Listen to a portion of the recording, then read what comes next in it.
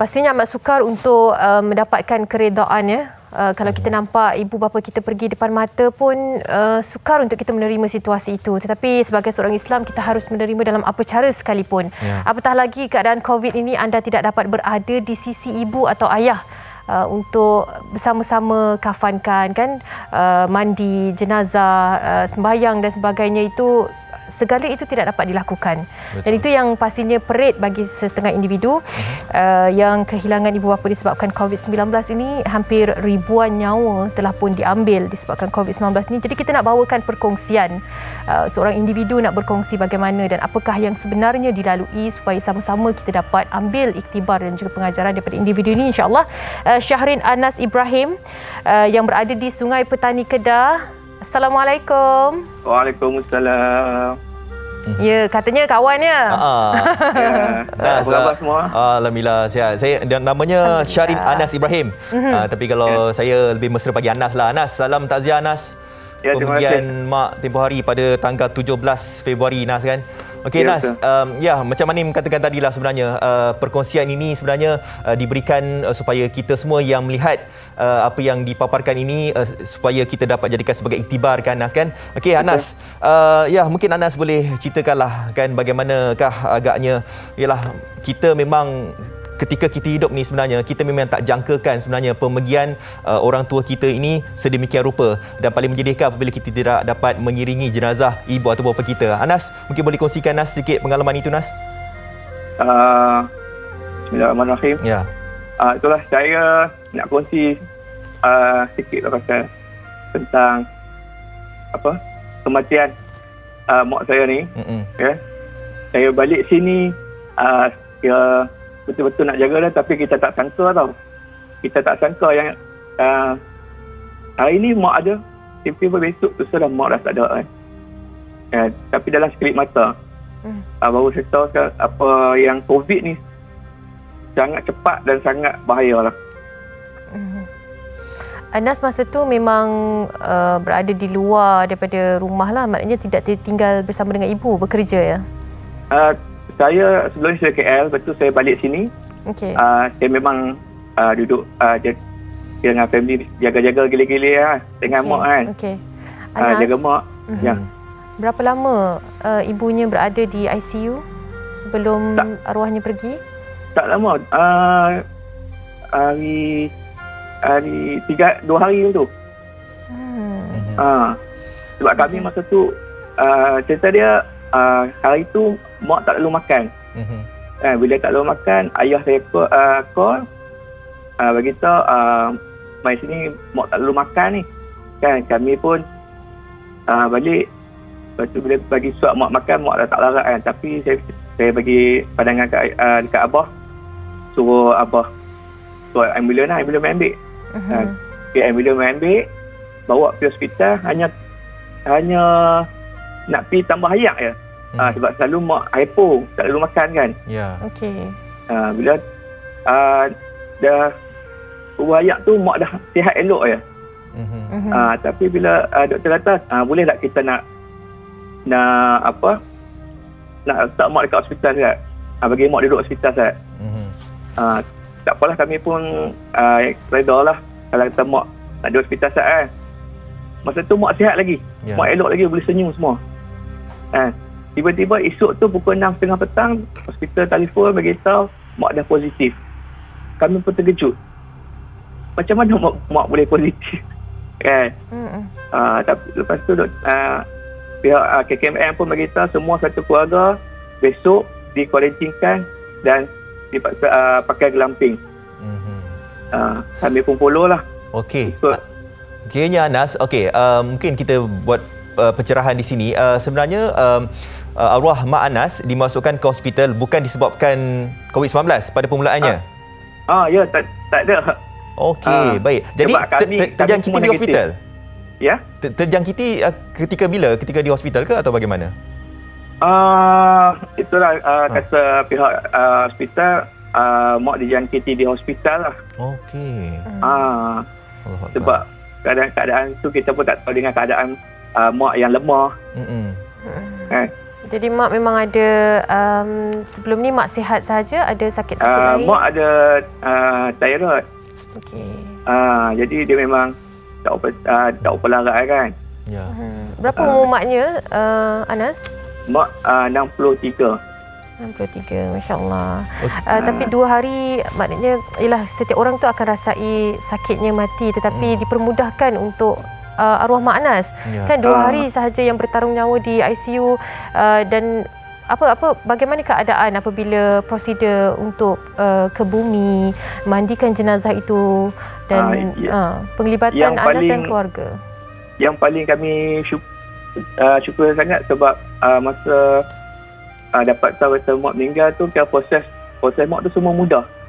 Sebab anak saudara mak pun memang kerja dekat bilik mayat. Ya. Okey. Dia yang uruskan percepatkan fungsinya mak. Dia yang uruskan. Ya. Apabila mangsa yang terjangkiti COVID-19 ini meninggal dunia, dan kita tahu bahawa untuk pengurusan jenazah harus dipatuhi segala SOP lah, pakai PPE dan sebagainya kan. Jadi bagaimana pengurusan mayat ataupun arwah ini, sebab difahamkan abang nombor 2 yang sempat untuk mengiringi jenazah semua. Macam mana dia lakukan? Dia pilih saja beberapa orang yang dibenarkan ya? Kalau tengok dekat video sini, hanya abang saya seorang saja yang benarkan, sebab dia seorang yang tak bergelamping lah, kan, tak dikuarantinkan. Kami semua satu keluarga semua kena tak kuarantin. dapat, hanya mampu tengok daripada Google Meet saja. Sakit tu tak dapat uruskan mak tu, memang perit sangat. Dan dikabarkan juga Anas melakukan satu inisiatif lah untuk melakukan Facebook Live ya, Anas? Ya, masa kepumian tu kan kita buat Google Meet sebab ramai orang mara yang tak dapat datang kan. Sebab kami pun nak bagi abah sendiri dapat tengok macam mana dia orang urus mak. Anas, mungkin Anas boleh ambil kesempatan ni, Nas, sebab kita sebenarnya nak bagikan pendedahan, iktibar kepada masyarakat yang sedang menyaksikan MHI pada pagi ini, Nas, betapa COVID ini adalah real, dan COVID ini sebenarnya telah pun memutuskan hubungan kekeluargaan sesama kita. Bagaimana Anas melihat perkara ini, Nas? Ya, kata saya tengok ada yang di media sosial, ada yang mengatakan COVID ni tak wujud lah, tak ada lah. Tapi hakikatnya bila kita sendiri yang rasa, kita yang lalui, pedih.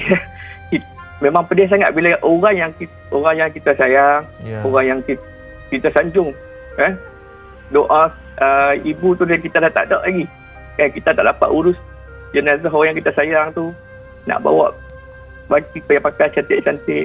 Dan saya harap orang dekat luar sana tu tolonglah faham, tolonglah patuh SOP yang kerajaan telah sediakan, telah tetapkan. Anas, apa perkara yang paling, ialah sebab Anas antara individu yang sempat jugalah jumpa arwahnya kan, sebelum arwahnya masuk ke hospital dan sebagainya. Mungkin sekarang ini adalah sedikit yang kita nak dengarkan apa yang Anas nak cakap, kalau sempat lagi untuk disampaikan kepada arwah ibunya.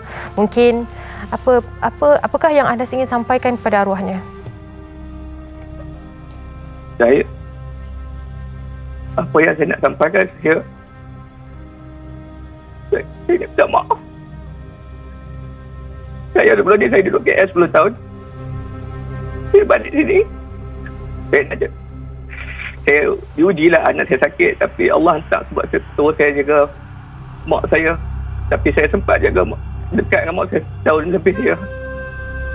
Tu saya dah minta maaf. Saya kalau boleh saya nak peluk cium dia. Saya ada banyak dosa dengan dia. Kami ada anak semua. Kalau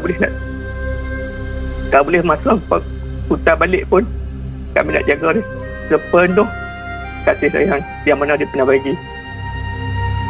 Ibarat kalau kita ada kereta mewah sekalipun, kita takkan dapat patah balik untuk kita nak jaga dia.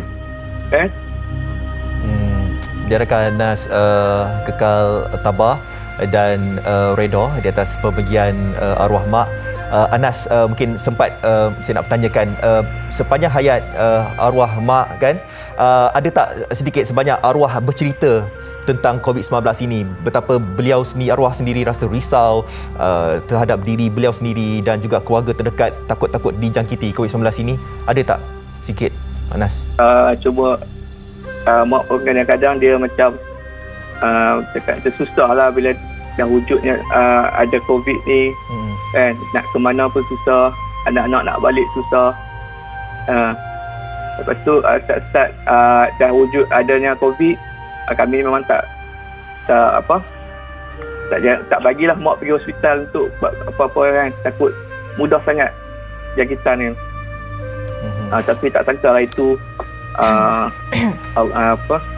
Allah bagi ujian mak tak sihat. Tapi kita pun terpaksa lah, tapi kami semua redha lah. Baik. Apa yang jadi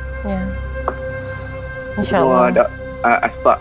ada asbab dan hikmah dia. InsyaAllah Anas, salam takziah dan pastinya kita harapkan keredaan ini yang disampaikan setiap individu yang juga kehilangan ibu dan bapa mendapat keredaan yang sama. Anas, terima kasih banyak-banyak berkongsi dengan kami. Sampaikan salam kami juga buat keluarga. Terima kasih. Sekali lagi salam takziah. Terima kasih Masya Itu dia Syahrin Anas Ibrahim dari Sungai Petani Kedah. Perkongsian ini bukan sahaja untuk anda semua yang menyaksikan. Pastinya kita nak melalui dan merasai apa yang dirasai, tetapi keredaan untuk pemergian itu amatlah penting dan sama-sama kita ambil iktibar daripada apa yang berlaku. Baik. Ya. Itu dia sebab mungkin yalah, kita kalau boleh tu kita doakanlah semoga keluarga kita ini sentiasa dilindungi Allah SWT.